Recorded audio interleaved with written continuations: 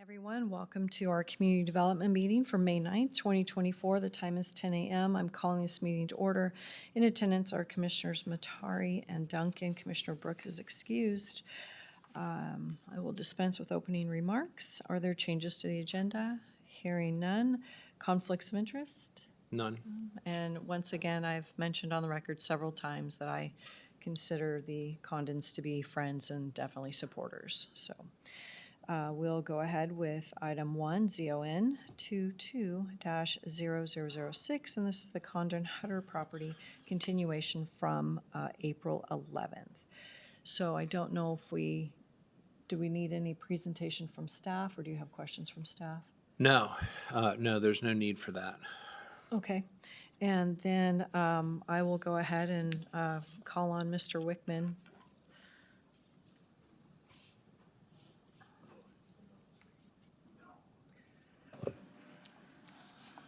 Good morning, Commissioners. Rand Wickman for the record. We've been at this long enough and in front of you a couple of times now, so I'll keep my remarks brief too, just by way of kind of a recap of where we think we are.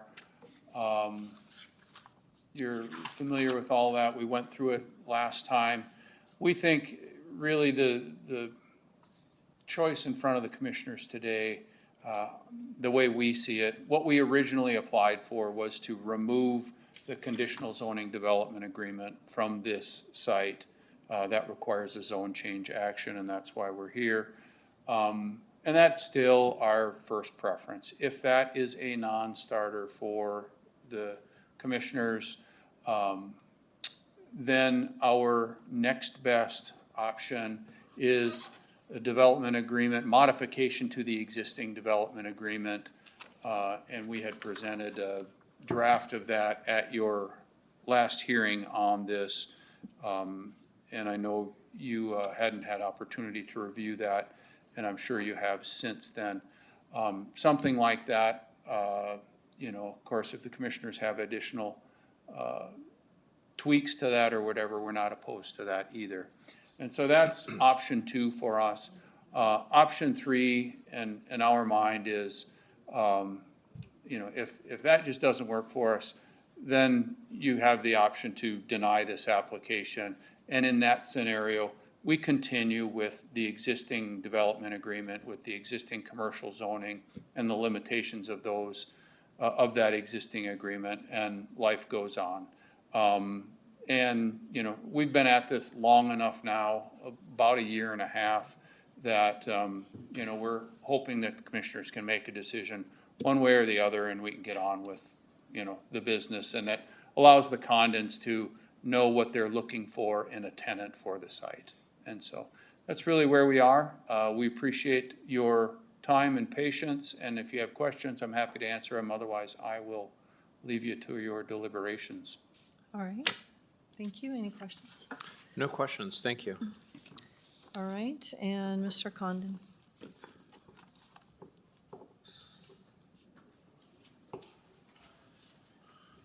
Thank you, Commissioners. John Condon, 4020 North Huetter Road. I'll be brief as well, but I just wanted to cover a couple things that came to mind as Rand was speaking there, is that we honestly believe that even to go with the commercial zoning, there's still all the parameters in place that protect the county from the concerns, i.e. we still got to meet the panhandle health requirements for discharge. We still are held to all of those same standards. So it's not like we're opening the floodgates here. We're actually formalizing what it's already being used for, and allowing in the future that we broaden some of the scope, which is exactly why we came here before you today. I would like to see a higher and better use than what we previously used it for. We used it for a contractor storage yard. And it's got, the visibility. It has 700 feet of frontage on the freeway and 59,000 cars a day. There's a higher and better use than what we currently are allowed to use it for. And I think it would be responsible to allow us to put it to a higher and better use. And that's why I'm before you today. So thank you for your time. And I'll leave it to that. Thank you. Hang on one Unless you have any second. questions. Yeah, do you have any questions? Yes, I just want to kind of clarify that you do intend and want to have the property annexed when that ability to connect to the sewers becomes available. Is that correct? That is correct, exactly. When it becomes available. Okay. And currently, we, it's. The infrastructure's too far away. Yeah, I exactly. get that. So, yeah. Okay. So my question would be, if we were to grant the changed conditional zoning agreement, and it talks about interim, so would you be prepared to discontinue that use when services became available and you were annexed, if it was a use that the city would not agree with? So, say that again. Okay, sorry. The interim use. So Oh, we the don't interim. know if services are going to be available in 2 years or 15 years. So if it is 2 to 10 years and we have allowed this agreement to go through, would you be considering discontinuing that use when you are annexed if that use is not compatible with the city? So and it's not, when we would annex to the city, and mind you, that's why I hire Rand for those things. I don't know all the rules and regulations, but we will not annex unless we're granted a commercial zoning, as we're asking now. So, basically, the use going forward would be any use allowed in commercial zoning. But also, there's a reason why, even when I have it for lease now, mind you, the reason why it's not currently occupied is because I've got it priced to where it's not, I'm not pricing it to get some cheap storage, just, use in there. It's priced, and that's why it's still vacant. I would rather hold out for a good tenant than just fill that space. I'm not just looking to just fill that space. I'm looking for a high-quality tenant in there. Now, mind you, we still had, at least for a period of time after it was vacated to Stancraft, and currently I still use it. But there's a reason why I put the effort into really manicuring and cleaning up the site, because long-term, I want to see a real high-end quality use there. I don't know if that answers your question directly, but. Yeah. Since we're not doing a presentation, can we put the balance of the lights on? Oh, sure. It's kind of dark in here. Yeah. You just want to grab that switch, Ben. Thank you. Thank you. I think that was my question. So, thank you. Thank you. If no further, is anybody on the line? Anybody want? Okay. And if you are ready, we can enter into deliberations. Yeah, I'm ready. Okay, go ahead. I move that we enter into deliberations for ZON 22-0006, Condon Huetter. Second. Commissioner Matari? Aye. Chair Duncan? Aye. And now I just thought of a question for staff, but I will let you go ahead and. Yeah. Look, I think that we should find a way for the owner to use this property within the confines of a commercial use and with the limitations of Panhandle Health. I like, and I apologize, that we did not have this CZDA from the owner in our packet the last time we met. I thought it was well-written. There's a couple little tweaks to it that I recommend. The key here is that as a commissioner, what we want to try to avoid is to have this patchwork of county properties kind of sprinkled throughout city land. Because in essence, it creates a burden on the county, which is a burden on the county taxpayer, to have to service those lots within the city. And so what we ultimately want to see is the land get annexed into the city if that's the direction the city is expanding into. And so this CZDA, the way I see it, is a document, a contract that is intended to induce the board into agreeing to a different land use, a higher use in this particular situation. And the owner wants to be annexed into the city once the services are available. And so after going through it, there was just a couple little tweaks, and I want to just read them out. It's very minor. It has to do with one of the final sections, other matters mutually agreeable to all parties. It's section 3, and it's annexation. And it's one paragraph, but I'll highlight the language that I would like to see in it. The owner agrees that it will not object to annexation of the property subject to this agreement by the city of Coeur d'Alene, and the addition would be and its conditions. Furthermore, the owner shall request annexation to the city of Coeur d'Alene upon such time as sewer lines are extended near, as opposed to, because there's another section in the document that actually says reasonably close. And so it's just making it a little more consistent, as opposed to it being right up to the property line. Near the subject property, and the owner shall connect to the wastewater system at the owner's expense upon annexation. All of that is language that's in there now.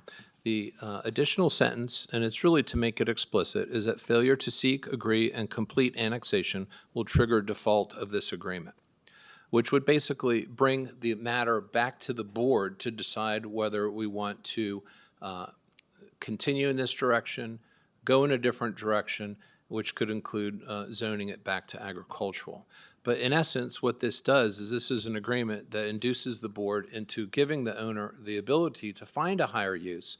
But when those resources or infrastructure reach that property, we want to see that property annexed into the city. And so this would compel the owner at the time to at least find a way to agree with the city for that use. And with those changes, and there's one other tiny change, and it was on, it was just getting rid of a word. It was towards the end on page 8. The first amendment was on page 6. And that is section D, special notice permit. You can keep the proposed language, but get rid of the word significant. And outside of that, I'm good with it. And if you all would like to take a look at the amendments or the language that I have it here on a document highlighted. So I just want to clarify, due to the frontage on Interstate 90, all new uses or changes in the intensity of existing uses shall require approval of a special notice permit. You're just removing significant. Yes. Okay.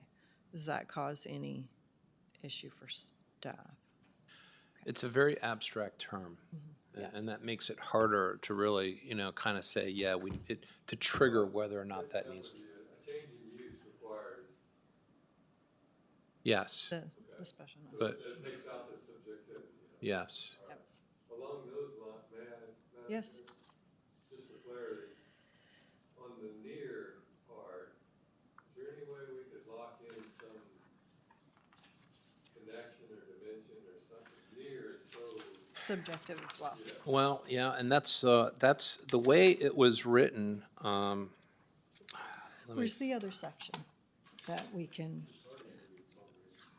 Well, it's actually kind of subjective in the other section where it says connect the sewer. reasonably available in the area of projected, so the section B. Yeah, right. it's already pretty vague as it is. Sure. I mean, if you want to say within, I don't know, what is a reasonable distance?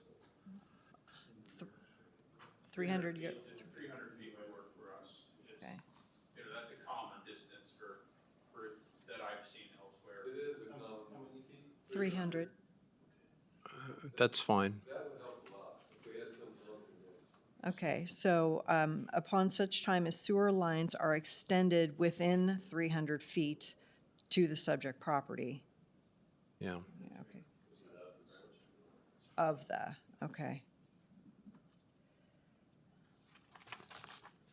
Yeah, I've noted all those. I have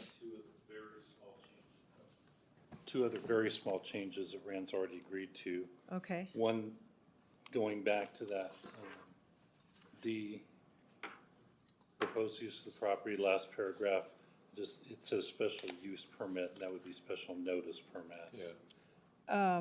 which section are you on? Sorry. D, because D for us says special notice permit. D on page 2. Oh, it says special notice permit. What Okay. page are you on for that? 2. Okay, Okay. so hang on, two. At least on my version, it says special use. Yeah, Yeah. the one in the back says, Special notice. But notice. yeah, So it we does, update so. that to be consistent. And Yep. then on page one, the paragraph just above A, instead of the pre-existing zone, it would say agricultural suburban. Okay, ag Yeah, suburban that'd zone. be clear. Okay, And that was it. okay, so we've got ag suburban on page one, notice on page two, and page six would be the additional language of failure to seek annexation. It would be remanded to the VOCC. Yeah, through default. It would be Yeah. considered a default pursuant to this. Yeah. Yeah, so you'll be able to wordsmith that, Yeah, And, okay? and it's, and I can give you this too, Pat, just the, okay. so you see Yeah. it. But in essence, it's just stating it explicitly, where right now it's implied. Right, no, I get that, and I think they're good. Okay, and then page eight would be the Remove of deletion of significant. significant, yeah, so. All right, now my question for staff is, this is a zoning change. Can we approve a conditional zoning development agreement today?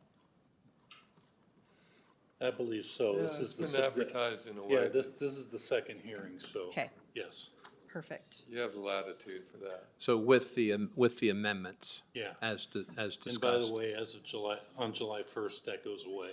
yes, That was part of the ACI changes, is that the material change part requiring a second hearing goes away. Okay. nice. I'll just read mine into the record, but I am in agreement with Commissioner Matari, and I'm happy to move forward with the approval of the updated conditional zoning agreement. The legislature contemplated these types of situations with reform to the area of city impact effective July 1st, 2024. Unfortunately for us, the process in redoing the ACIs and giving relief to situations like this won't happen for months. I find the Panhandle Health District / county's wastewater regulations for uses on this site to be restrictive enough to keep available uses compatible with the surrounding area. The property owner has agreed to annex as soon as practicable when city services are available. To require a property owner to annex to a city when services are not available to be unwarranted at best and egregious at worst. If the city were to provide a reasonable timeframe for services to be available, that might change the thought process of delaying the property owner from their highest and best use for the site and other agency constraints. As it is, government's prevented this property owner from the ability to use this land for the benefit of himself for, at least a year and a half. The updated conditional zoning development agreement plus wastewater restrictions appear to be sufficient for putting sideboards on this use until the city, until they are annexed into the city. So I would take a motion. I move that we approve the conditional zoning development agreement with amendments for ZON 22-0006 Condon Hutter. Is that sufficient, Pat? Second. Commissioner Matari? Aye. Chair Duncan? Aye. Okay, thank you. That's the conclusion of ZON 22-0006. Now we can go on to our business item. Yeah. And did you I just wanted to say again, I apologize that this has taken so long, but, I'm hoping that you're going to be able to get what you want out of this. Yeah. So, Moving forward, thank you. yep. All right, business item one is changes to our area of city impact agreements required by Idaho State Legislature. And David. Commissioners, just wanted to visit with you about process and timing. With the new state law, we'll need to go from our current 10 ACIs to, I believe we'll have to do 12 ACIs because one of our ACIs has 3 tiers to it, if you will, and under the new regs, that goes away. So I think we'll end up with 12 instead of 10. That's not a big deal, but the work that goes behind it potentially is. We don't actually have anyone on staff that I could designate to be the point person for this at the moment, so I have to think through that. But I want to bring to light that there's first and foremost a fair amount of negotiating that's going to need to happen between staff and the respective councils and mayors of each of these cities. And then there's a second round of writing things up in a way that can then go to a public hearing. And then there's public hearings for all 12 of these. And so we're in for a fair amount of work over the next year and 6 months or so. And one thing that can help a little bit is I met actually with the mayor of Dalton Gardens yesterday, because he voluntarily wants to be the first to do a new ACI. I said, well, I'm all over that, because since they're a small city, it'll be a good prototype for us to get a sense for how much time and effort it takes for one of our least impactful areas. And if, once we get through that, then we'll be able, I believe, to extrapolate out and have a sense for how much more work we have with all the other cities. So that's where I'm at the moment. I don't really have a game plan other than, let's just start with Dalton Gardens. And at the moment, it's Pat and I Okay. that'll be doing the brunt of this, because we don't have any staff to turn to, although there's pieces of this I think we could probably farm out to consultants like SCJ and others that are familiar with it and could help us. But again, I really haven't thought through that. We don't have a budget for it yet. So that's where I'm at. Just wanted you to be aware. Okay. And hopefully we get a lot of cooperation with the cities. So I guess my question would be, what role do the Board of Commissioners have in this? Because are we supposed to chime in? We want a 1/4 mile ACI, we want 10-mile ACI. How do you go about actually figuring out what we're going to agree to? I think it'd be useful if we could take the same approach we've had on impact fees. If the board would be willing, and I'm happy to help, sort of reach out to the mayors and councils and say, you know, state law says we need to deal with this. It'd be nice to start early. Would you be willing to just have a meeting and talk? Because to me, this is one of those issues where it's better to be open and upfront with all of our city mayors and councils and just say, we'd like to work with you, be helpful, be efficient. But in order to do those things, we need to start talking now. One thought had come to my mind is we each kind of have regions or areas that we're familiar with because of where we live. I would be willing to be able to divide the county up and meet with those mayors in person and even make a brief presentation to their city council meetings.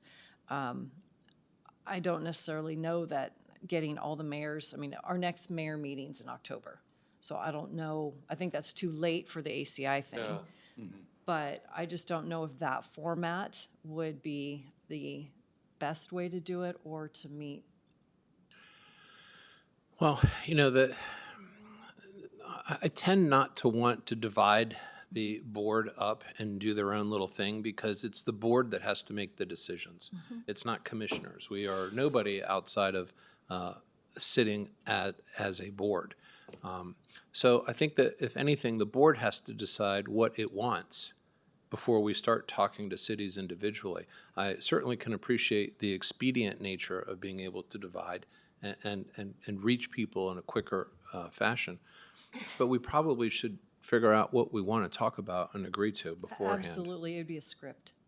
A script presented to each thing, so it'd be the exact identical thing being told to all 12 cities. Well, I think one advantage of having, after you all get on the same page, assuming, that happens fairly quickly, as far as just generally what the county would like to see, then I think it would be advantageous to split up and have one commissioner do certain cities, another do others, et cetera, because that prevents you from having to basically notice it up as a joint Meeting. public meeting, unless you want to do it that way, and that's fine too. Yeah, it really just comes down, my experience with the impact fee is such that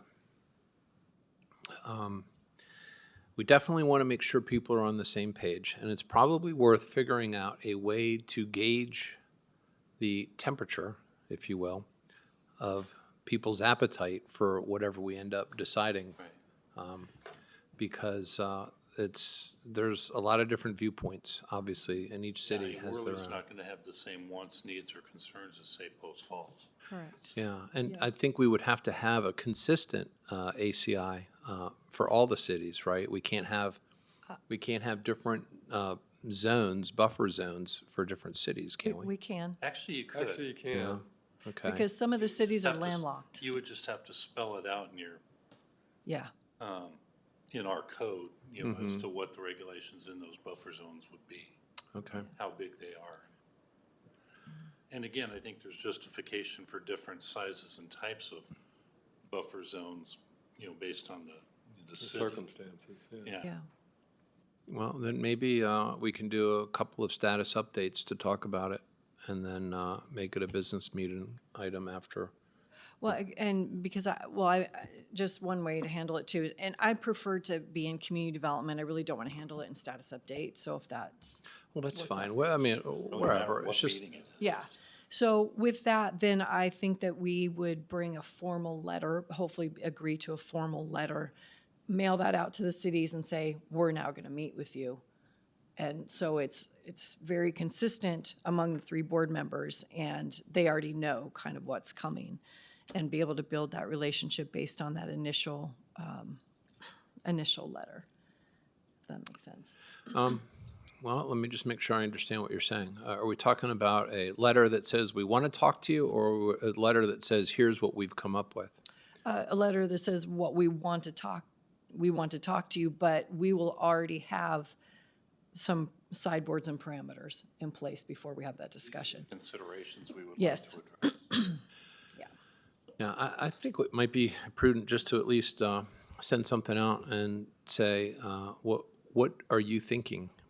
Yeah. And get them to share with us first, so we have a sense as to what the challenges And may so it be. feels Yeah. like a dialogue. Yeah. Yes. Yep. As opposed to saying, here's what we're thinking. Right. Yeah. I think giving them the ability to have some more control over the process might help.